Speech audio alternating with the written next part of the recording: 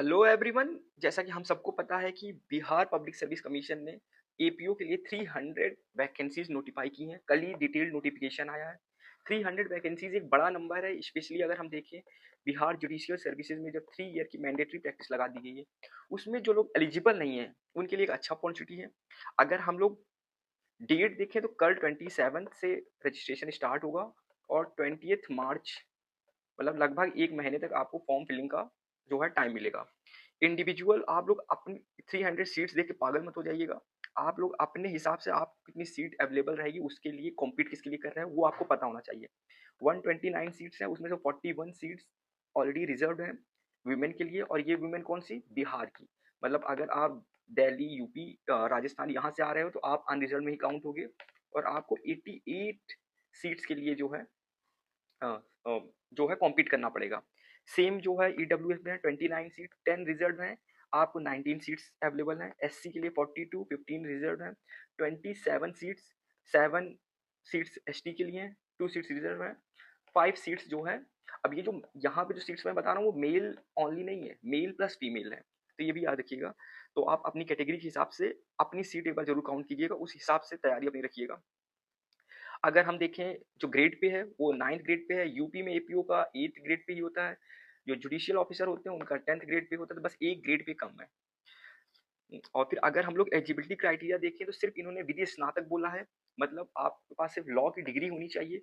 इन्होंने प्रैक्टिस नहीं बोली है, इन्होंने रजिस्ट्रेशन नहीं बोला है, तो ये अच्छा चीज़ है कि एक्सक्लूडिंग फैक्टर बहुत कम है।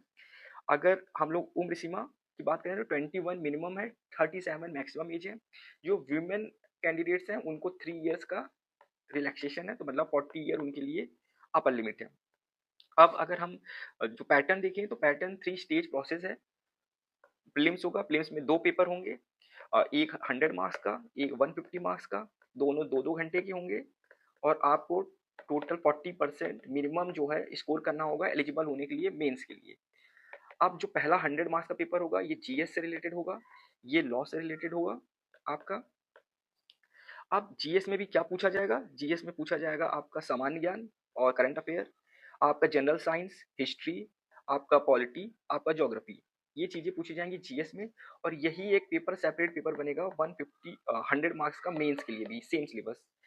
फिर आपका अगर सेकंड पेपर देखें तो उसमें बीएनएस पूछा जाएगा, बीएसए पूछा जाएगा, बीएनएसएस पूछा जाएगा, सीपीसी पूछा जाएगा, और इंडियन कॉन्स्टिट्यूशन। ये 5 लॉज पूछे जाएंगे जिसको आपको जो है प्रीलिम्स में।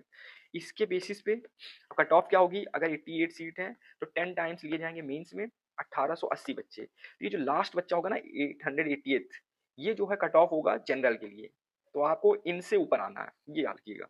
अब अगर ये आप टॉप 880 में आ गए हैं तो आप मेंस के लिए एलिजिबल हो गए। मेंस का इनका प्रोसेस काफ़ी लंबा है। 8 पेपर जो है ये कंडक्ट कराएँगे।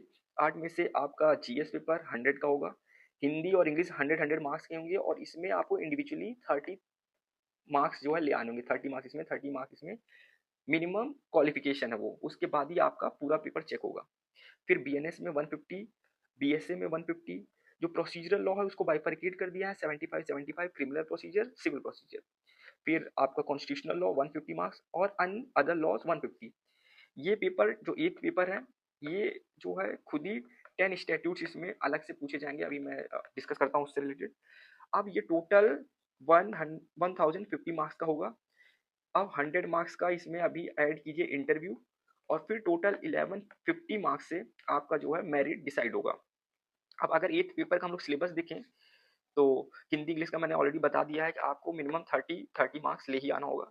अब अगर 8th पेपर की बात करें तो इसमें आर्म्स एक्ट है, एनडीपीएस एक्ट है, आईटी एक्ट का चैप्टर 11 है, एक्साइज एक्ट है, बिहार पुलिस एक्ट है, प्रिवेंशन ऑफ करप्शन एक्ट है, एससी एसटी एट्रोसिटीज एक्ट है, पॉक्सो एक्ट है। इससे रिलेटेड क्वेश्चंस रहेंगे आपके 8th पेपर में। तो अच्छा खासा बड़ा सिलेबस है। तो ये रहा है पूरा पैटर्न 3 स्टेज प्रोसेस का। सीट्स आपको मैंने बता दी है। अब अगर जो 3 चीज़ और आपको पता होनी चाहिए वो सिर्फ़ ये है कि आरक्षण सिर्फ़ बिहार के लोगों को मिलेगा। जिन जो क्लेम करना है रिज़र्वेशन उनके पास जाति प्रमाण पत्र और मूल निवास प्रमाण पत्र होना चाहिए, और जो पर्सन विद डिसेबिलिटीज़ हैं उनको 4% हॉरिज़ॉन्टल रिज़र्वेशन मिलेगा। आई होप आपको नोटिफ़िकेशन से रिलेटेड सारी इम्पोर्टेंट चीज़ें पता चल गई होंगी। Thank you.